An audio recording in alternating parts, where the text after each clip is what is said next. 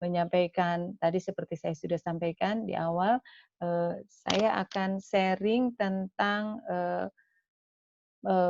komunikasi pemasaran terpadu, tapi di sini lebih hanya, pengenalan ya, Bu, ya, bukan, Ibu Bapak bukan, menggali secara mendalam karena menggali secara mendalam, banyak sekali yang harus, dibahas ya.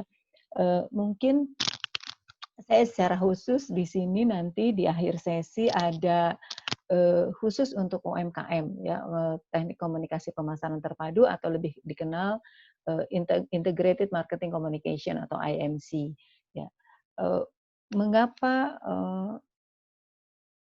komunikasi pemasaran itu penting ya. Seringkali, berbagai macam ya baik, secara realita maupun berbagai macam, penulisan-penulisan yang, jurnal-jurnal yang disampaikan oleh para peneliti menyebutkan bahwa satu hal, masalah yang paling mendasar dari para pelaku UMKM adalah, pemasaran ya. Sekarang dengan adanya berbagai media, pemasaran itu tampaknya seperti, menjadi mudah gitu, apalagi dengan adanya media online. Tapi, nyatanya masih saja banyak, pelaku UMKM yang mengalami kesulitan dalam memasarkan, ya. Dalam kesempatan ini saya ingin berbagi tentang bagaimana, apa dan bagaimana strategi, marketing pemasaran terpadu. Terlebih dahulu saya akan menjelaskan tentang apa yang dimaksud dengan komunikasi pemasaran. Ya, seperti Ibu Bapak bisa baca di sini bahwa komunikasi pemasaran itu adalah usaha sebuah perusahaan, ya, baik besar maupun kecil, untuk menyampaikan produknya kepada, target market atau konsumen sasaran, ya. Kenapa penting? Karena, komunikasi pemasaran ini harusnya, ya idealnya, itu bisa, merubah perilaku masyarakat, ya, perilaku masyarakat dalam konteks ini adalah perilaku konsumen sasaran, perilaku target market, ibu bapak sebagai pelaku UKM atau target market saya juga selaku, pelaku, UMKM, pelaku jasa ya, jasa. Nah, eee, komunikasi pemasaran itu juga, bentuknya kira-kira seperti ini Ibu Bapak.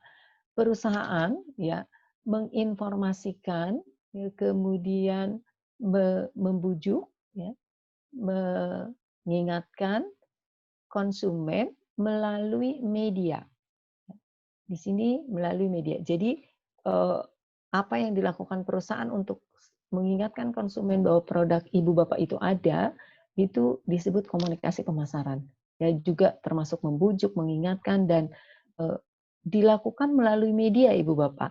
Yang dimaksud media di sini adalah, segala sesuatu yang bisa dipergunakan menjadi sarana komunikasi.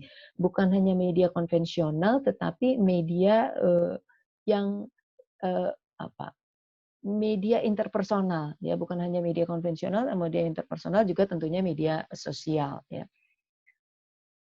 Komunikasi pemasaran ini pada, era tahun 90-an dari berbagai penelitian yang saya temukan, eee, kemudian muncul icon yang, eee eee, apa, jargon yang menyebutkan bahwa komunikasi adalah pemasaran dan pemasaran adalah komunikasi.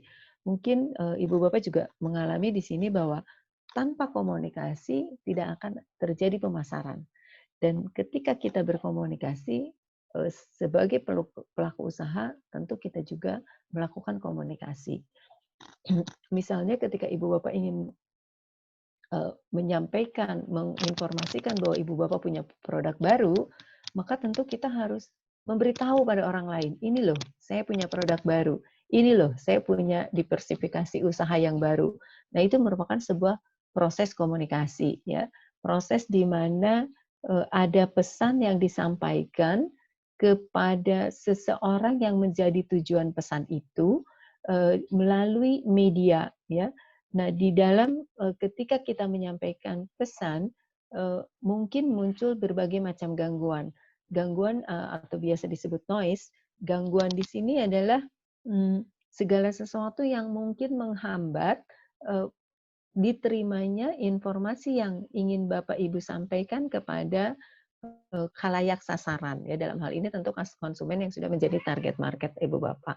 Dan pemasaran tentu adalah sebuah, upaya untuk memperkenalkan memperkenalkan produk yang ibu bapak punya kepada khalayak ya. Jadi dan menurut saya dan berbagai literatur dari hasil penelitian para peneliti UMKM menunjukkan bahwa ini menjadi sesuatu yang niscaya bahwa komunikasi adalah pemasaran dan pemasaran adalah komunikasi. Ya.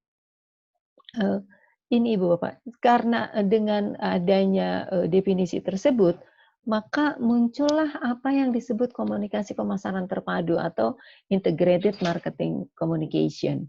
Di sini Ibu Bapak bisa lihat bahwa integrated marketing communication itu seperti sebuah piramida ya, merupakan sebuah proses ya dalam proses dari berbagai macam program komunikasi secara persuasif kepada pelanggan ya, dan ini harus dilakukan secara berkelanjutan Ibu Bapak.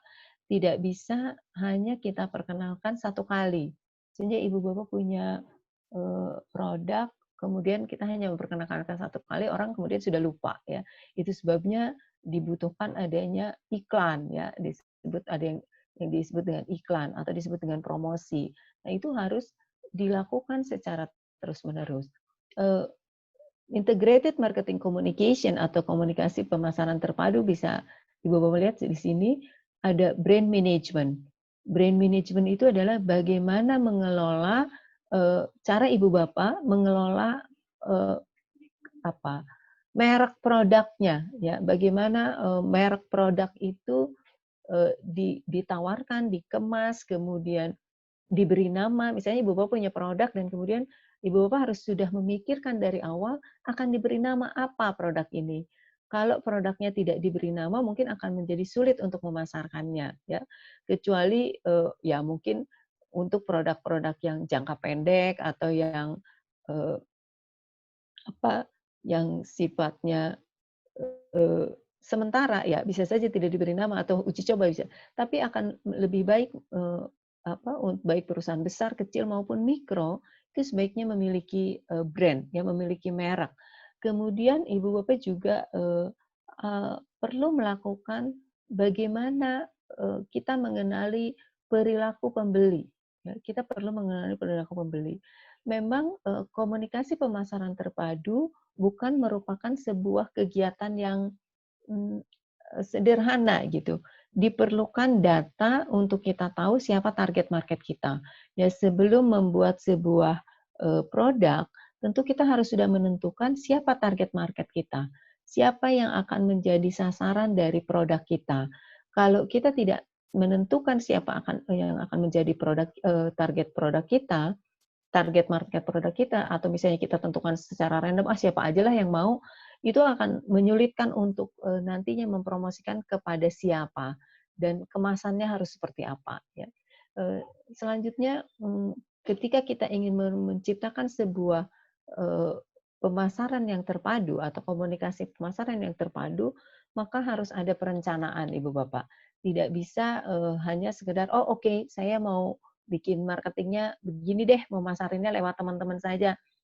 Walaupun kita menggunakan saluran yang sudah ada, seperti misalnya jaringan teman-teman Ibu Bapak, tanpa ada perencanaan, maka bisa dipastikan itu tidak akan berjalan dengan berkelanjutan atau sustainable. Artinya begini, oke lah saya masukin ke teman saya ini, sudah kita tidak tahu lagi kapan waktunya harus mengumumkan, apakah perlu tiap hari, apakah sehari perlu 3 kali, misalnya seperti itu. Nah, itu sebabnya proses IMC ini harus dilakukan secara terencana ya.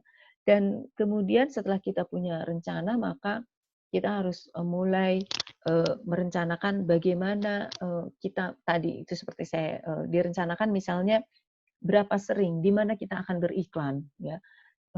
Beriklan di sini untuk konteks UMKM bukan selalu harus beriklan dalam media yang besar ya, atau misalnya di media massa atau di televisi atau di mana. Cukup bisa dilakukan di jaringan kita atau untuk kelompok UMKM yang mendapat dukungan dari dari komunitas-komunitas pengusaha ya atau misalnya binaan BUMN, maka iklan ini bisa dilakukan melalui bantuan dari BUMN tersebut atau perusahaan tersebut. Kemudian kita juga selaku pelaku UMKM Ibu Bapak perlu merancang advertising-nya, iklannya itu seperti apa. Desainnya harus dirancang. Tidak cukup hanya dengan misalnya, oke lah saya punya produknya kecil inilah, cuma jualan kue misalnya. Hanya jualan kue setiap lebaran. Tapi kalau hanya menawarkan, "Hey teman-teman, udah siap nih aku punya kastengel," gitu. Tanpa tahu buktinya seperti apa, mungkin akan menjadi kesulitan orang membayangkan ya. Karena ketika kita ingin merubah perilaku konsumen, konsumen itu harus bisa turut merasakan ya, turut merasakan, bisa berimajinasi bahwa produk yang akan diterimanya itu seperti apa. Mungkin Ibu Bapak bisa bayangkan sendiri kalau misalnya Ibu maaf kemarin Ibu menawarkan, Ibu Supri ya, misalnya menawarkan kopi, tapi orang tidak diberi gambaran kopi apa yang ditawarkan, orang akan, "Aduh kopi apa ya? Kayak apa ya? Apakah kopi sase? Apakah kopi bin? Kalau kopi bin, binnya seperti apa? Kemasannya seperti apa?" Nah, itu perlu dirancang.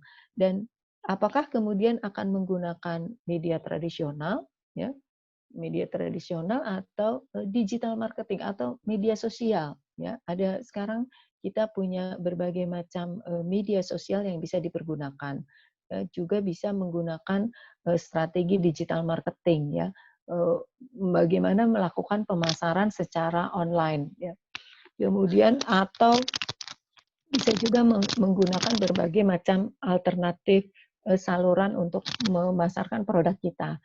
Nah, ada beberapa strategi di dalam integrated marketing communication, di mana sebelum kita melakukan, kita perlu database. Ya. Perlu database kepada siapa. Kalau kita punya strateginya, menggunakan strateginya itu personal selling, penjualan atau penjualan langsung, maka kita harus memiliki data dasar dulu kepada siapa eh, apa kita akan mempromosikan ini, kita akan menawarkan ini, kepada siapa kita akan menjual, ya. Atau kalau kita menggunakan strategi sales promotion, strategi seperti apa, ya. Atau mungkin kita akan menggunakan strategi public relation. Seringkali bagi bagi para pelaku UMKM seringkali merasa, wah kita kan perusahaan kecil, nggak ada public relation-nya. Ya, public relation dalam konteks pengusaha kecil bukan berarti harus selalu ada petugas yang menangani strategi-strategi komunikasi. Bisa juga dijalankan oleh ibu bapak sendiri kalau skalanya masih kecil. Tapi kalau sudah menengah, ibu bapak bisa minimal memperkerjakan satu orang yang tugasnya memang khusus untuk mempromosikan, menyampaikan, memberikan informasi kepada khalayak konsumen kita. Dan satu hal yang penting, bahkan ini menjadi yang terpenting walaupun porsinya kecil, tetapi ini menjadi inti dari menjadi kunci keberhasilan adalah memperhatikan etika dan regulasi, ya. Memperhatikan etika regulasi ketika kita melakukan komunikasi pemasaran.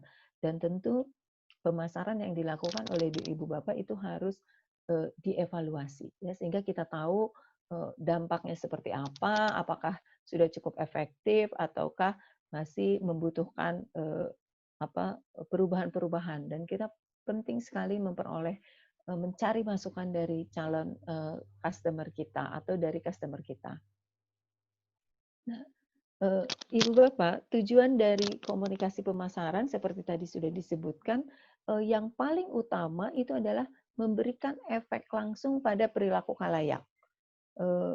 Artinya kita ingin orang lain, calon target market kita, calon customer kita itu beralih dari produk yang lain pada produk kita, kalau mereka belum menggunakan produk yang belum menggunakan sudah menggunakan produk lain, atau memperkenalkan produk kita kepada orang lain, ya. Dan kenapa perlu dilakukan pemasaran terpadu agar betul-betul mampu, kalau saya menyebutnya memiliki efek kognisi ya, memiliki efek kognisi yang kemudian akan menciptakan rasa sehingga orang mau bertindak ya.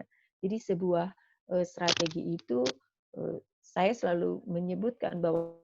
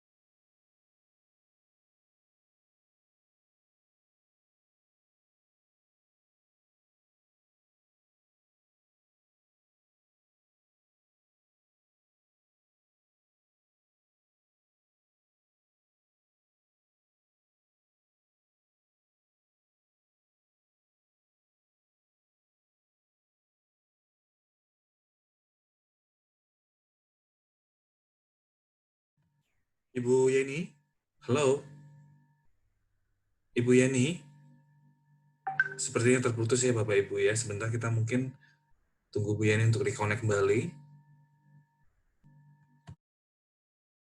Tiga. oke.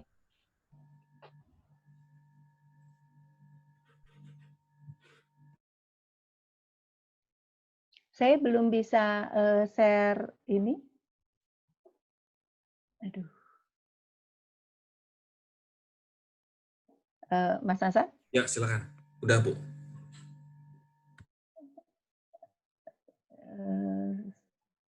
Oh ya, oke. Aduh, maaf sekali Ibu Bapak, ada kendala teknis karena ya WF jaringan agak melambat. Ya, tadi melanjutkan lagi, mohon maaf sekali lagi, tadi mempengaruhi atau memberikan efek langsung pada khalayak dan secara filosofi yang dimaksud dengan pemasaran itu seperti ini. Pertama, mempengaruhi perilaku. Yang mempengaruhi perilaku yang saya tadi selalu menyebutkan bahwa kita bisa itu pesan kita itu harus menyentuh kondisi, ya harus menyentuh kondisi khalayak kita, menciptakan aksi kita ya perasaan memiliki perasaan membutuhkan ya dan kemudian akan mendorong pada terciptanya kepada khalayak dan akan membutuhkannya dan mendorong tindakan untuk melakukan pembelian dalam konteks pemasaran. Dan selanjutnya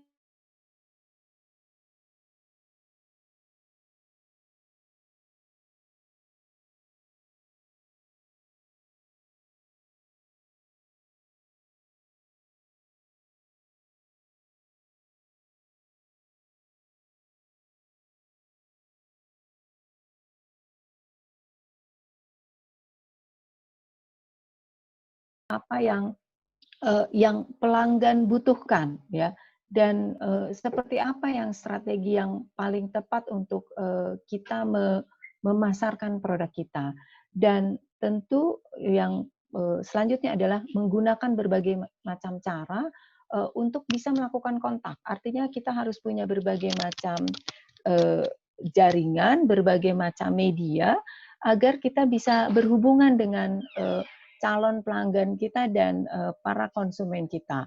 Dan secara mendasar juga kita harus mampu menciptakan sinergi antara kita dengan pelanggan kita ya harus ciptakan sinergi itu harus ada timbal balik itu kita mendapatkan masukan-masukan dari pelanggan kita, dan kita juga bersedia menerima masukan-masukan untuk kebaikan peningkatan kualitas strategi pemasaran kita. Dan tentu yang penting juga kita perlu menjalin hubungan dengan semua eh, stakeholder atau konstituen yang relevan dengan eh, target market kita dan dengan produk kita tentunya, baik menjalin hubungan dengan konsumen, dengan produsen, dengan supplier ya, dan juga tentu dengan para donor yang mungkin dalam hal ini lembaga-lembaga yang mau membantu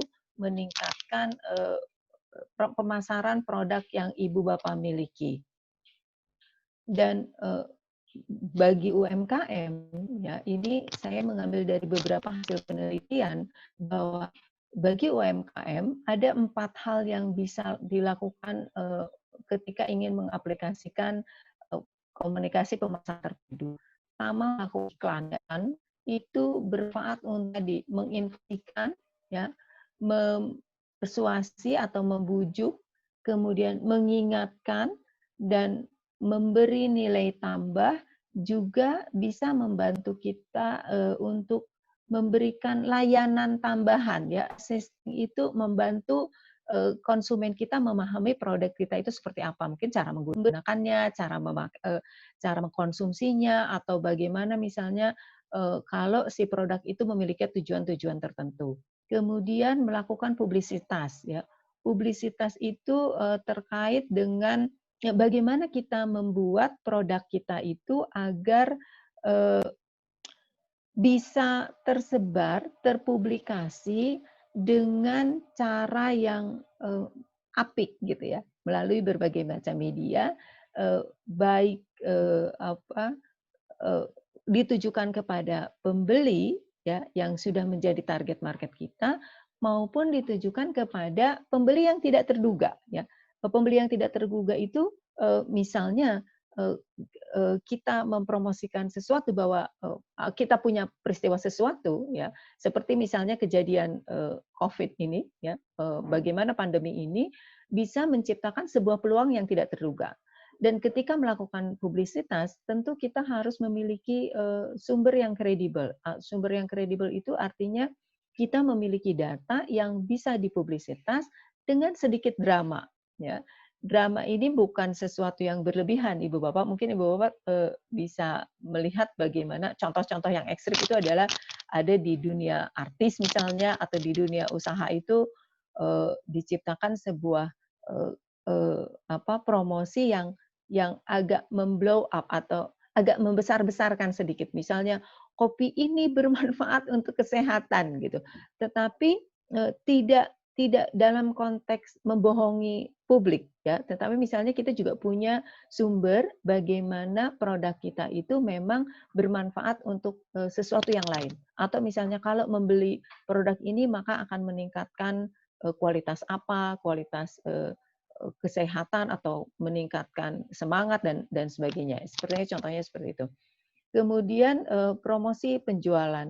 Promosi penjualan ini terkait dengan apakah kita ingin memperoleh dampak jangka panjang atau hanya sekedar jangka pendek ya.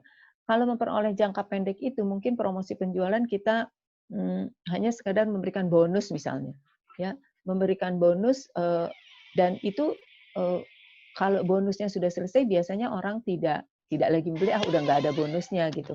Tapi kalau jangka panjang kita memberikan layanan purna jual misalnya ya, atau memberikan promosi-promosi yang akan dinikmati atau akan dirasakan manfaatnya baik oleh konsumen maupun sebagai penjual dalam jangka panjang. Ya, kemudian yang terakhir yang bisa dilakukan adalah strategi dengan melakukan pemasaran langsung, yaitu bagaimana apakah salah satunya saya di sini memberikan contoh kemampuan mengenai media ya, mengenali media yang tepat kalau kita ingin melakukan marketing secara online. Halo? Masih bisa dengar suara saya ya? Kalau kita ingin melakukan marketing secara online ataupun misalnya kalaupun secara offline kita bisa memilih apakah akan membuat flyer, apakah akan melalui kumpulan-kumpulan komunitas tertentu, misalnya melalui arisan mempromosikannya, atau di sekolah-sekolah, atau berkunjung berhubungan dengan para supplier atau berjejaring dengan orang yang memiliki produk yang memang saling mendukung satu sama lain.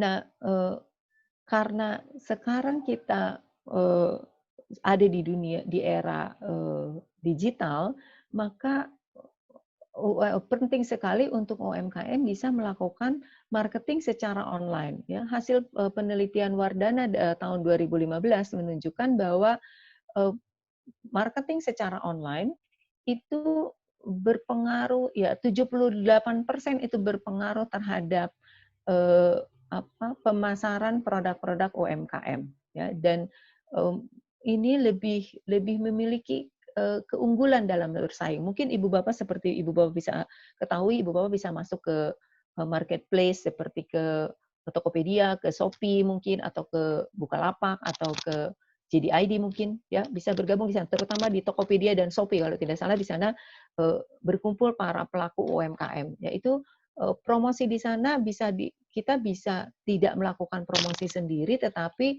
dikelola oleh pengelola marketplace itu secara besar-besaran misalnya. Itu sudah memberikan keuntungan kepada UMKM. Nah, bagaimana bila Ibu Bapak ingin melakukan online, ya, online marketing, dan apa keuntungannya? Berikut ini ada beberapa hasil penelaahan literatur saya menunjukkan dari berdasarkan berbagai macam penelaahan dan pengamatan saya langsung terhadap para pelaku UMKM online, itu dengan melakukan pemasaran online, maka tercipta saluran pemasaran yang berkelanjutan. Misalnya salah satunya melalui grup WhatsApp, ya. Saya menjadi peserta grup WhatsApp pelaku online UMKM online, perempuan UMKM, pelaku UMKM online. Itu saluran pemasaran ini sudah pasti, sudah jelas, ya. Ada di WA Group itu, atau misalnya di Bukalapak, atau di Tokopedia, di Shopee, ya. Kemudian juga dalam jangka pendek ada kenaikan pendapatan, tetapi dalam jangka panjang juga terjamin penjualannya sepanjang kita bisa memaintain, ya, memanage dengan baik online kita, ya, saluran online kita. Kemudian ini mengurangi biaya advertising sampai 70%, kemudian juga tentu bisa mengurangi biaya pemasaran secara keseluruhan. Karena online itu tidak membutuhkan pegawai yang banyak, Ibu Bapak, ya. Pengalaman yang saya temukan dari teman-teman saya yang berhasil berjualan online itu hanya membutuhkan 1 atau 2 1 sampai 3 orang pegawai saja, ya. Kemudian adanya competitive advantage, ya. Cara bersaing yang sehat, Ibu Bapak. Ibu Bapak bisa menemukan persaingan yang sehat kalau Ibu Bapak masuk di Shopee misalnya, di Tokopedia, atau di marketplace yang lain, atau di grup-grup WA yang memang di sana bergabung dengan teman-teman secara sesama pelaku UMKM. Juga kemudahan promosi seperti tadi saya sampaikan, ya, ada kemudahan promosi melalui lintas platform di media sosial. Dengan kita melakukan online dan kita menggunakan media sosial, Ibu Bapak bisa menggunakan berbagai media sosial yang tersedia. Seperti misalnya ada Facebook, ada Instagram, ada WA, ada Twitter, ada mungkin bisa berjualan di platform-platform online yang lain, ya. Juga akan memudahkan untuk peningkatan popularitas merek dan produk. Jadi bukan hanya mereknya tapi juga produknya. Juga pengenalan perusahaan kita kepada masyarakat juga menjadi lebih mudah dan terfasilitasi. Itu di antara beberapa keuntungan dari marketing online. Nah, bagaimana kalau para Ibu Bapak sebagai UMKM ingin melakukan marketing online? Pertama, membuat akun media sosial yang terpisah, Ibu Bapak. Akun media sosial Ibu Bapak harus terpisah dengan akun pribadi. Jangan akun pribadi digunakan untuk usaha. Ya, sebaiknya menggunakan akun yang terpisah. Kemudian membuat nama akun yang sederhana, ya, yang sederhana dan mudah diingat. Jangan membuat sesuatu, sebaiknya hindari membuat sesuatu yang belibet, ya, yang orang susah mengenalnya, susah mengingatnya. Seperti ya mungkin banyak toko-toko yang dengan mudah, oh kalau beli ini ke sini, misalnya kalau ada perusahaan besar seperti NC atau Zara, ya itu contoh-contoh perusahaan besar ya, yang mudah sekali diingat. Kemudian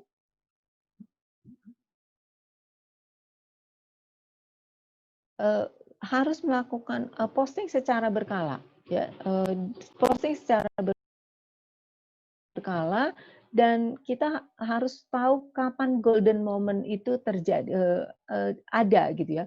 Golden moment ini adalah momen-momen di mana kita tahu bahwa pada saat itu orang biasanya membuka media sosial, ya. Orang biasanya membuka media sosial, orang biasanya mulai melakukan pembelian. Walaupun saya pernah melakukan survei pada beberapa mahasiswa yang gemar menggunakan membeli di media sosial atau secara online, mereka membeli tidak mengenal waktu, ya, mereka membeli tidak mengenal waktu, mereka bisa membeli kapan saja gitu. Atau ada perilaku konsumen yang ketika saya tanya kalau membeli online kapan? Ketika subuh. Selesai sholat subuh, buka handphone, pegang Instagram, buka ini, buka itu, kemudian membeli. Atau pada malam hari sebelum tidur. Jadi itu ada waktu-waktu yang memang menjadi golden moment, ya. Dan itu bisa kita ketahui melalui survei, ya. Survei kecil-kecilan bisa kita lakukan kepada pelanggan, menanyakan kapan, bagaimana perilaku mereka dalam melaksanakan pembelian secara online. Kemudian lakukan posting itu selalu berkaitan dengan usaha. Jangan tiba-tiba melakukan posting, membuat posting kita ingin menawarkan kopi, tapi kemudian menawarkan buah-buahan yang tidak relevan misalnya. Tetapi bagaimana misalnya mengkaitkan itu dengan ada menambahkan berita-berita tentang hal-hal yang relevan, apakah tentang kesehatan, kemajuan teknologi, atau perkembangan fashion misalnya, yang berkaitan dengan produk yang ibu bapak jual. Kemudian buatlah hashtag, ya. Hashtag ini menjadi ciri ibu bapak. Jadi setiap ibu bapak misalnya punya usaha yang ingin dipromosikan melalui Instagram, maka jangan lupa menggunakan hashtag. Nah, saya belajar pada teman yang memiliki usaha yang dalam, dia bisa menghasilkan sampai omsetnya sampai 1 miliar. Padahal hanya ada 1 miliar sekarang 1 miliar per bulan kalau tidak salah ya. Apa yang dia jual? Baju. Ya, dia menjual baju. Bagaimana bisa semua orang masuk ke link dia ketika membuka baju, mencari baju-baju yang tren di kalangan anak muda, dia itu menggunakan nama yang tidak biasa, ya, hashtag yang tidak biasa, yang jangan misalnya jualan mukena tulis mukena renda atau mukena bordir, itu akan masuk ke orang lain. Akan banyak sekali orang yang menggunakan hashtag mukena renda, mukena bordir. Mungkin Anda bisa menggunakan di depannya dikasih kata tambahan. Misalnya Deji mukena misalnya. Ada kata-kata ada kata-kata yang bisa ditambahkan di awal atau di awal sebaiknya, sehingga ketika orang mengetik kata itu maka akan langsung masuk ke akun ibu bapak. Yaitu salah satu tips yang diberikan oleh teman saya ketika saya menanya, bagaimana dia bisa sampai berhasil dalam waktu 1 tahun dia bisa meningkatkan omsetnya luar biasa gitu, sampai berkali-kali lipat karena memiliki hashtag yang unik. Kemudian juga ketika ibu bapak melakukan kegiatan pemasaran secara online, maka kita harus benar-benar bisa memberikan servis yang segera kepada calon pembeli kita. Misalnya, saya pernah mencoba membeli sesuatu dari membeli produk dari perempuan pelaku UMKM. Ketika saya tanya produknya, dia bukannya menjawab dengan sopan, dia malah misalnya menanyakan, "Ini siapa ya? Tahu dari mana ya?" Nah, itu sebuah pertanyaan yang kemudian membuat orang, "Lah, Anda membuat promosi ini untuk apa?" Gitu, di mana orang jadi kemudian merasa tidak nyaman ya, tidak nyaman berhubungan dengan penjual tersebut. Atau saya pernah mencoba misalnya membeli pada produk yang ditawarkan oleh salah seorang ibu dan ketika sudah mau deal, dia tidak mem-follow up lagi. "Oke, Teteh, saya mau beli ini dan ini dan ini." Oke, dia menanyakan alamat, setelah itu lost. Dia tidak mengirimkan lagi respon apapun. Nah, oleh karena itu, tentu, eee eee, marketing secara online ini tidak bisa dikelola sendiri, Ibu Bapak. Harus ada yang membantu, harus ada orang yang ini, selalu siap menjawab pertanyaan, yang ditanyakan oleh konsumen. Dan itu tentu harus, punya satu orang khusus yang melakukan itu, ya. Jadi seperti saya katakan tadi, penjualan online itu ternyata bisa hanya dilakukan oleh 2 atau 3 orang. Ya, satu misalnya tugasnya, dengan 2 pegawai, misalnya satu tugasnya adalah menjawab, pertanyaan dan satu orang lagi adalah tugasnya melakukan kemasan ya, memenuhi pesanan-pesanan di awal ketika masih kecil dan ketika sudah besar tentu akan semakin